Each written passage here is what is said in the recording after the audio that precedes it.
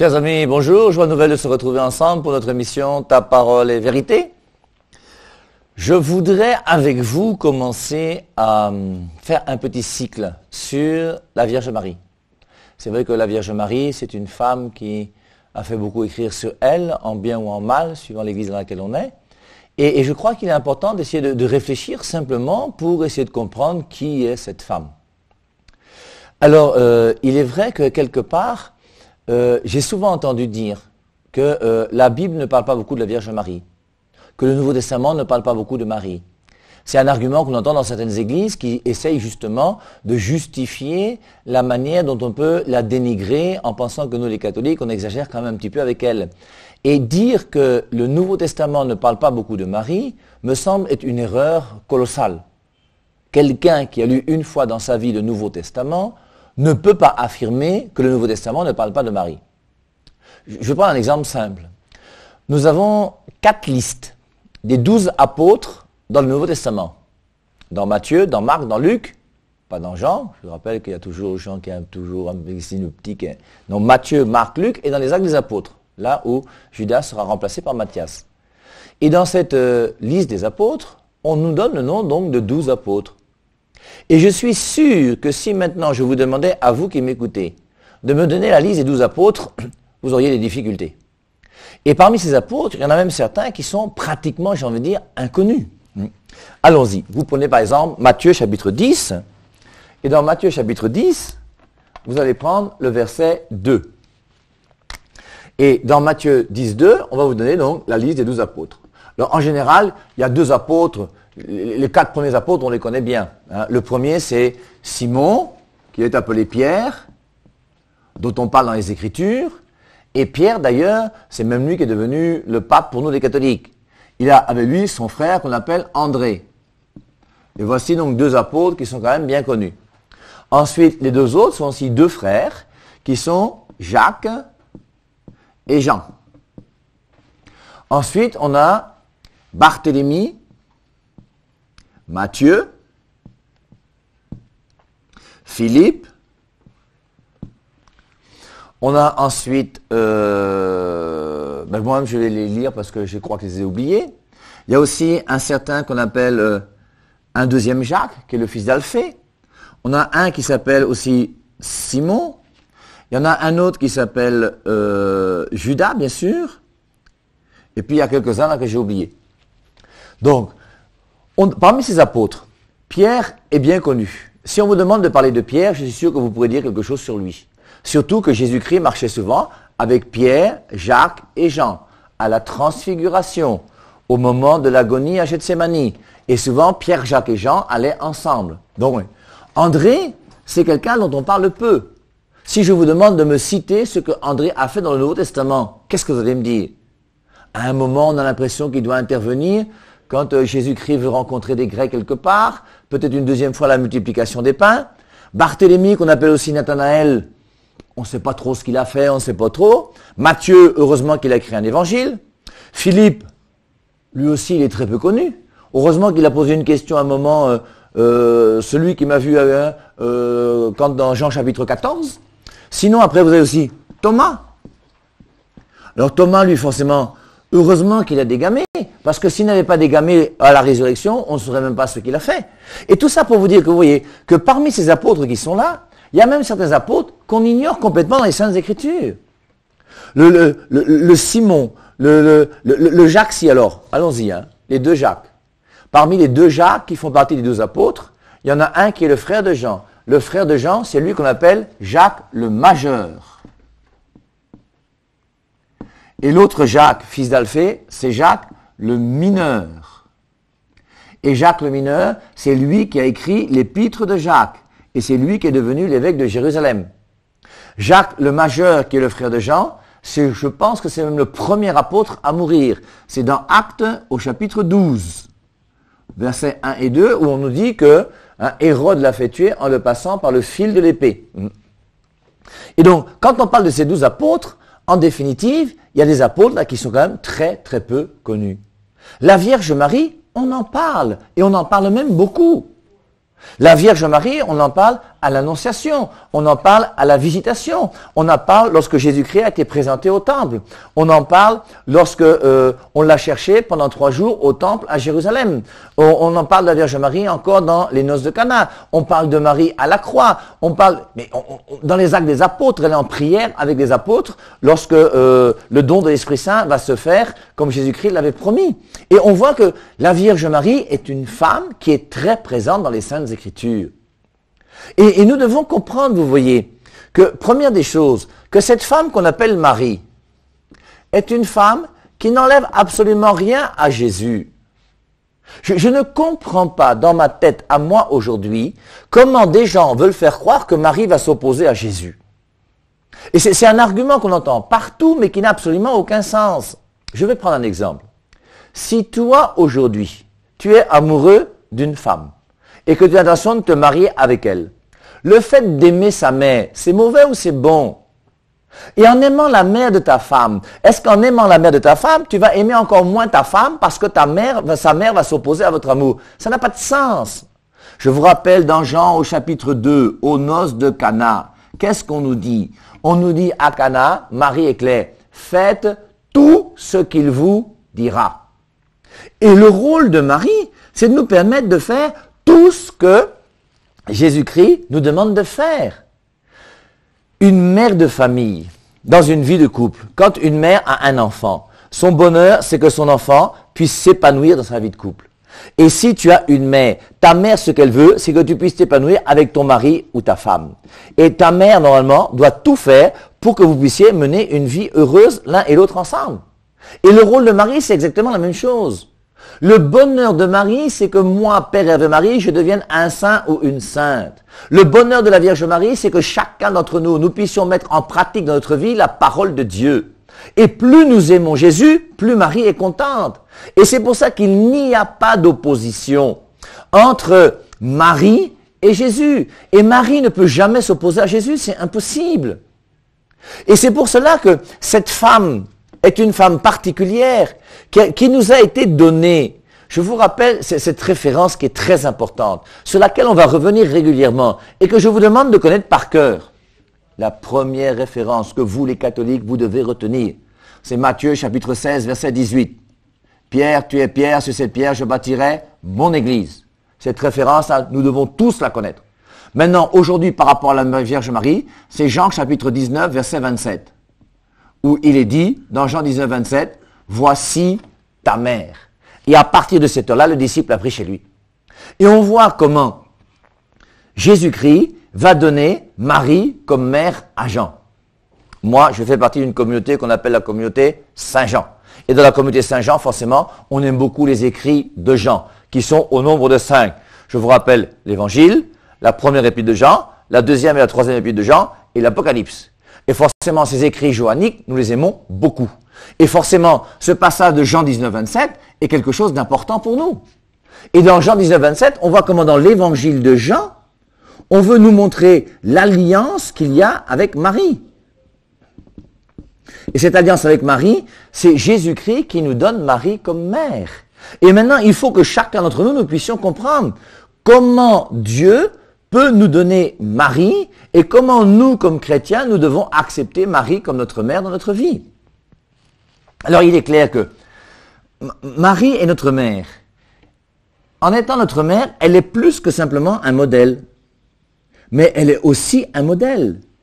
Et Marie nous est donnée comme modèle. La plupart d'entre nous, quand nous lisons les évangiles, nous sommes heureux de voir ces passages où on est tous des amis de Moïse, des amis d'Abraham, des amis de Paul, de Jean, de Jacques, des amis de tous ces gens qu'on connaît à travers les Saintes Écritures. Et parmi ces amis que nous avons une amie qui s'appelle Marie, qui est pas seulement notre amie, qui est même notre mère. Et nous devons comprendre qu'à partir du moment où Jésus-Christ nous donne Marie comme mère, ça veut dire que Marie, elle doit exercer sa maternité sur moi. Et pour exercer sa maternité sur moi, il faut bien que moi je reconnaisse que je suis son enfant. Marie, la différence pour moi, vous voyez, le modèle c'est quoi? Le modèle c'est, on a quelqu'un qui est là, qui fait des choses et on voudrait l'imiter. On peut avoir comme modèle Étophis pour le football, le chant, vous prenez qui vous voulez, peu importe. Et ce sont des modèles. Et le modèle est toujours extérieur à nous. La mère, il y a quelque chose d'intérieur. La mère nous éduque. Et il y a une éducation de Marie sur nous. Et Jésus-Christ a voulu qu'il y ait cette éducation de Marie sur chacun de ceux qui veulent être des amis de Jésus. Et Jean, le disciple bien-aimé, a accepté de garder Marie, qui est la mère de Jésus, comme sa mère. Et chacun d'entre nous, nous devons, à partir du moment où nous sommes chrétiens, accepter le témoignage que Jésus-Christ nous donne. Et surtout, pas seulement son témoignage à la fin de sa vie, son testament, dans le testament dans lequel il nous donne Marie comme mère. Et c'est pour ça que réfléchir maintenant sur cette maternité de Marie, c'est pas toujours très facile, je vous l'accorde. Mais c'est à nous d'essayer de comprendre et de comprendre que cette maternité de Marie sur moi ne pourra jamais m'empêcher d'aimer Jésus. Jésus a aimé Marie. Jésus nous dit dans Jean 13, 34, « Aimez-vous les uns les autres comme je vous ai aimés. » Et nous devons nous aimer les uns les autres. Et nous devons, en nous aimant, aimer tous les amis de Jésus. Et c'est pour ça que c'est normal qu'on puisse aimer Jean, Paul, Matthieu et tout ce que vous voulez. Et en aimant ses amis, nous devons aussi tenir compte de celle qui est Marie, qui a été choisie par Dieu d'une manière particulière. Vous voyez, dans les Écritures, je viens de vous montrer, n'est-ce pas, que on nous dit que on ne parle pas beaucoup de Marie. De fait, pour moi, je m'oppose à ça et je vous dis qu'on parle de Marie dans les Saintes Écritures. Et maintenant qu'on parle de Marie dans les Saintes Écritures, nous devons comprendre que les quelques versets que nous avons sur Marie sont des versets qui sont très très importants. Je vous prends dans, je crois que c'est Luc chapitre 1, non? Vous cherchez dans les versets 40. On nous dit que Marie est bénie entre toutes les femmes. Elle est bénie entre toutes les femmes. Ce simple verset-là, de Luc chapitre 1, je crois que c'est verset 41, non? Ce simple verset nous montre bien que Marie est bénie entre toutes les femmes. S'il y avait ce seul et unique verset dans les Saintes Écritures, ce seul et unique verset mettrait Marie déjà au-delà de toutes les femmes du monde entier. Il y a des femmes importantes sur terre, mais Marie est bénie entre toutes les femmes. Et il y a un regard particulier de Dieu sur Marie. Il y a des femmes sur terre aujourd'hui. Il y a eu des milliards de femmes qui sont venues depuis que le monde existe. Combien il y en aura encore avant que le Christ revienne dans sa gloire? Je n'en sais rien. Et sur même les milliards de femmes qui sont sur terre aujourd'hui, je suis désolé, mais Dieu n'a pas vu ces femmes-là. Et il y a un regard spécial de Dieu sur Marie. Elle est bénie entre toutes les femmes. Un peu plus loin, lorsque Marie donne son Magnificat, on nous dit quoi? Que toutes les générations me diront bienheureuse. Même nous aujourd'hui, si nous voulons respecter les Saintes Écritures, nous devons dire Marie bienheureuse. Et c'est pour ça que ces versets sont des versets qui sont des versets importants. On n'a jamais dit ça de Nicodème ou de je ne sais qui, de je ne sais quoi. Et quand dans Jean 19, 27, on nous dit « Voici ta mère », c'est quand même important de comprendre pourquoi Jésus-Christ veut nous donner sa mère comme notre mère. Et en comprenant bien, vous voyez, que lorsque Jésus-Christ me donne Marie comme mère, ça veut dire quoi? Ça veut dire que il me donne Marie comme étant quelqu'un qui, aujourd'hui, en 2015, peut agir dans ma vie. Ça veut dire que Marie comme mère, c'est Marie qui nous est donnée et qui est là et qui peut exercer sa maternité sur nous. J'insiste pourquoi? Pour montrer à tous ceux qui vous disent qu'on ne doit pas prier Marie, quelle est la raison pour laquelle on ne doit pas prier Marie? Et vous nous dites qu'on ne doit pas prier Marie parce que Marie est morte. Je tiens à vous dire que la première personne que vous priez et qui est morte s'appelle Jésus. Jésus est mort. Et on le prie bien, non? Et Marie, elle aussi, nous croyons, nous les chrétiens, que les morts ne sont pas morts. Ceux qui ont commencé à enseigner que les morts sont morts sont les adventistes. Les témoins de Jéhovah ont continué aussi comme ce sont leurs petits frères. Je vous rappelle que le fondateur des témoins de Jéhovah a d'abord été adventiste quand il s'est converti, une fois qu'il avait quitté la religion de ses parents quand ils étaient presbytériens. Et les morts, pour nous, sont vivants. Première référence, Apocalypse, chapitre 6, verset 9. Dans le 5e sceau, lorsque le livre scellé s'ouvre, dans le 5e sceau, on voit les âmes des justes qui sont sous le trône, eux qui sont morts. Je peux même vous lire. Si vous avez votre Bible, n'hésitez pas. Prenez aussi Apocalypse, chapitre 6, verset 9. Quand il ouvrit le 5e sceau, Je vis sous l'autel les âmes de ceux qui avaient été égorgés à cause de la parole de Dieu et du témoignage. Ce sont des gens qui sont morts, ils sont martyrs, ils ont été égorgés à cause de la parole de Dieu. Ils crièrent d'une voix forte, « Jusqu'à quand, Maître saint et véritable, tarderas-tu à faire justice et à venger notre sang sur les habitants de la terre ?» Et dans ce passage-là, on montre bien que ces âmes qui sont mortes sont des âmes qui sont même là au ciel, sous le trône et qui parlent. Les morts sont vivants. Il est réservé à l'homme de mourir une seule fois. Hébreux 9, 27. Après quoi vient le jugement? Quand tu meurs, tu es jugé. Rappelez-vous cette personne qui a été jugée par Jésus-Christ lui-même directement. C'est Luc, chapitre 23. Lorsque Jésus-Christ est à la croix, il dit au bon larron, Luc 23, 43. Je vous lis à partir du verset 39. L'un des malfaiteurs suspendus en croix blasphémait contre lui. N'es-tu pas le Christ? Sauve-toi toi-même et sauve-nous. Mais l'autre lui fit des reproches et dit, ne crains-tu pas Dieu, toi qui subis la même condamnation? Pour nous, c'est justice, car nous recevons ce qu'ont mérité nos actes. Mais celui-ci n'a rien fait de mal. Et il dit, Jésus, souviens-toi de moi quand tu viendras dans ton règne. Jésus lui répondit, en vérité, je te le dis, aujourd'hui, tu seras avec moi dans le paradis. Et dans Luc 23, 43, on voit comment Jésus-Christ va permettre au bon larron de se retrouver au ciel avec lui le jour même. Je vous rappelle que vous avez des petits filous, c'est comme ça que je les appelle, ces petits filous qui dans ce verset-là disent, en vérité, je te le dis. Aujourd'hui, tu seras avec moi au paradis. Tu seras avec moi au paradis. Et les petits filous qui vous disent que les morts sont des gens qui changent la ponctuation de ce verset. En vérité, je te le dis, ils mettent aujourd'hui 2 points. Tu seras avec moi au paradis, sous-entendu, plus tard.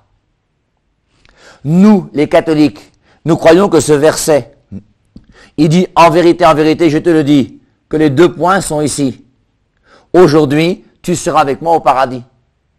Et donc, si les 2 points sont ici, on comprend que c'est aujourd'hui même que le bon larron s'est retrouvé au paradis avec Jésus. Si on met les 2 points de l'autre côté, on dit en vérité, je te le dis aujourd'hui, sous-entendu, tu seras avec moi au paradis plus tard. Comme tu es mort, tu ne peux pas entrer au paradis aujourd'hui. Et si vous avez une connaissance des Saintes Écritures, vous verrez qu'à chaque fois que Jésus-Christ utilise cette phrase pour parler d'une manière officielle, avec autorité, il dit toujours en vérité, je te le dis, 2 points. Prenons l'exemple simplement de Jean chapitre 3, la discussion avec Nicodème. Dans Jean chapitre 3, verset 3, en vérité, je te le dis, 2 points. Nul, s'il ne naît de nouveau, ne peut voir le royaume des cieux. Verset 5, en vérité, je te le dis, 2 points. Nul, s'il ne naît d'eau et d'esprit, ne peut entrer dans le royaume des cieux. Et le aujourd'hui là n'a rien à voir avec ce début de phrase. Le aujourd'hui est avec, tu seras avec moi au paradis. Et nous croyons que ce bon larron est au paradis avec Jésus, le jour même où il est mort. Et nous croyons que ce bon larron a été canonisé directement par Jésus lui-même.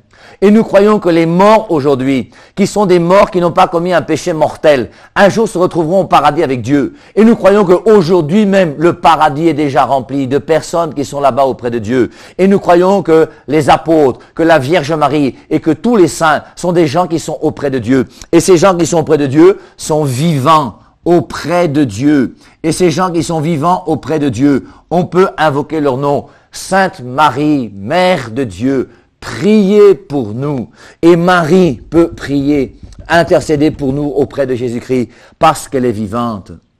Quand Jésus-Christ nous donne Marie comme mère, il ne nous donne pas quelqu'un qui est mort, il ne nous donne pas une planche de bois ou une pourriture. Il nous donne une femme qui est vivante et qui a vécu sa vie chrétienne et qui est notre mère.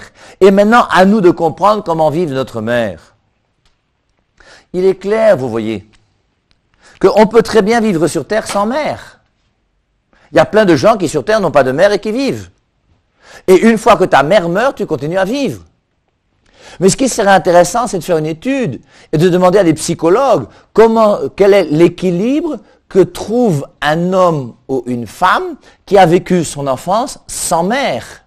Et quels sont les manques qu'il peut y avoir dans l'équilibre affectif et humain d'un garçon ou d'une fille qui n'a jamais connu sa mère. Même si vous refusez Marie, vous aurez toujours la vie. Tu peux toujours avoir la vie même si tu n'as pas de mère.